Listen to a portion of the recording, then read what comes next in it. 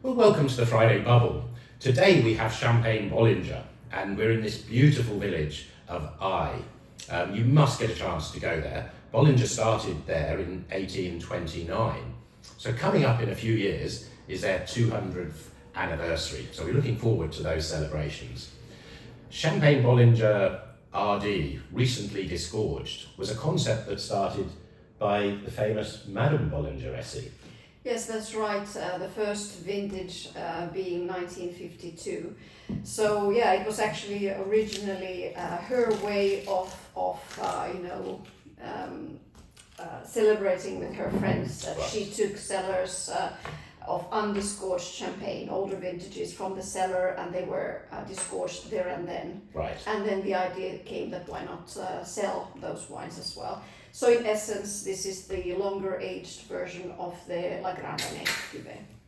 Yes, so it's worth sort of just emphasising that it is the same wine as Le Grande. The big differences, of course, are it's aged longer on the lees, and the dosage is relatively light. Yeah, I think 3 grams, if I remember correctly, for this one. Right. So it's very low already. And what's with the 2008 vintage? Well, obviously an amazing vintage as such, very slowly aging one.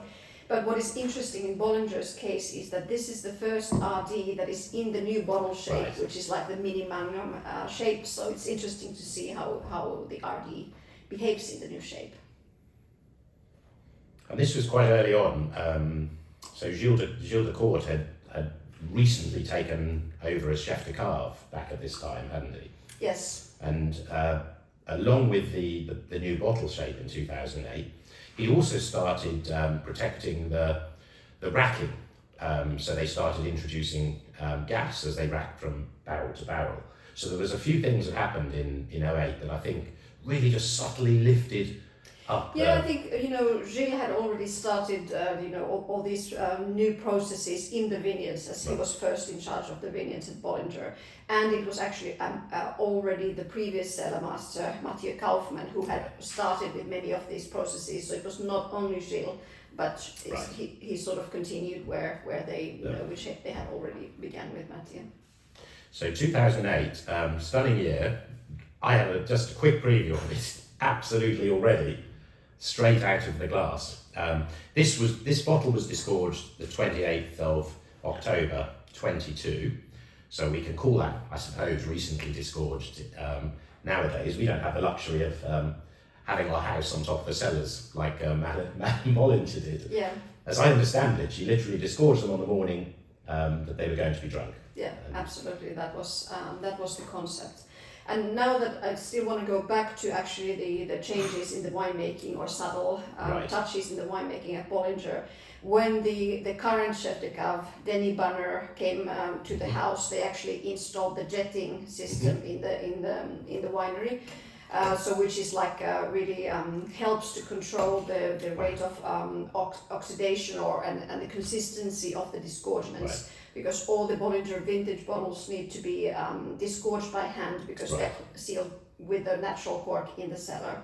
So that's one of the key things that now I think we can enjoy great consistency in between bottles for RD. And jetting is a technology that was first used in beer production. Just quickly explain, Essi, exactly what it is. Yeah, so at disgorgement there's like a micro spray of often sulfated water, which makes the wine foam. It's just enough to make the wine foam, and then you can control the level up to where you want it to foam, pushing all the oxygen out of the bottle, so it's consistent between each of the bottles. Well, I'm going to give you a chance to... I haven't actually. I'm going to give you a chance to taste. Yeah. Well, this, to me, I haven't tasted it for a couple of months. They did a very nice release and let us taste from bottle Magnum and even Jeroboam. That was earlier in the year, I think in April. The Jeroboam just wasn't ready for drinking. On the night, I remember the Magnum being glorious. So I'm really looking forward now. It should have settled down a bit more after the disgorgement. So this was disgorged on the 17th of November 22. So we had them at a very, very close time to the disgorgement. So the bottle now, Essi, you've had a chance to taste it. Yeah. There's already quite a lot of aromatic evolution on the nose. It's very complex. I'm finding quite a lot of these charred, bonfire type aromatics, some bready complexity as well, underneath that sort of apple fruit. But to me there is like this contrast between the nose and the palate, because it is super youthful on the palate. So this makes me wonder what the Magnum actually will be. But I must say that about the visionary character of Madame Bollinger, I think it's extraordinary that already for the first vintage, so 1952, she wrote the disgorgement dates on the front label, labels, which is, no one was talking to consumers about disgorgement at that time, of course. We are only now starting to talk about it. So when she had retired quite soon after, they moved the information to the back label. Right. And only now we can already get it again on the front. And as I understand, the front label is now a replica exactly the label for the very first launch. So it's fascinating. I think it looks rather beautiful. I love the fruit that's come through on this. It has some of those, like Essi used the bonfire night. I was just looking at the statistics, it's 71 Pinot, so there's only 29 Chardonnay. At the moment, the bottle has quite a lot of rich Chardonnay character coming forward, which I rather like on the palate. Yeah. So. And one also has to remember that the Pinot component coming mainly from Ailly and Verzenay. Verzenay being a northern-facing village on a very, very cool vintage. You get a lot of this verticality also from the Verzenay fruits. And the other fascinating fact is the dosage is really low on this. We think it's 3. It is 3 grams per litre. It just doesn't seem like that. There's such richness of fruit going on in this 2008. Now I saw you had a sneaky preview. I did. I couldn't resist. Much less of those charred elements, but delicious fruit. Ooh. Now this has Magnum effect. It does. And Essi, we don't always do this actually. We talk about Magnum effect. We use it as a hashtag all the time. Okay. What is this? Yes, so basically this, I think much finer aging, more complexity, in a more, produced in a more reductive environment because of the bigger amount of volume in the wine compared to the gas in the head space or oxygen ingress in the bottle. So yeah, it's I love this sort of smoky complexities the Magnum effect gives you. I was just looking at the scores that Essi had given the bottle when she tasted these back in the spring. And the RD 2008 in 75 CL was given a 96 with a potential for 98. Essi, you often would score a Magnum a little bit higher. Yes, definitely, and with the aging potential this one has, so it's definitely has the potential to go to the 99. Today I'd give it 96 already. Blimey. So get your bottle. When you taste champagne a lot, you very quickly sort of judge it on its sort of journey from youthfulness to on its journey of maturity.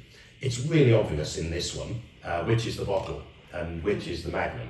The fruit evolution that happens. This has more of that bonfire night, and as Essi said, there is a little bit of fruit, sort of the way the fruit is evolving post disgorgement. This one is not evolving.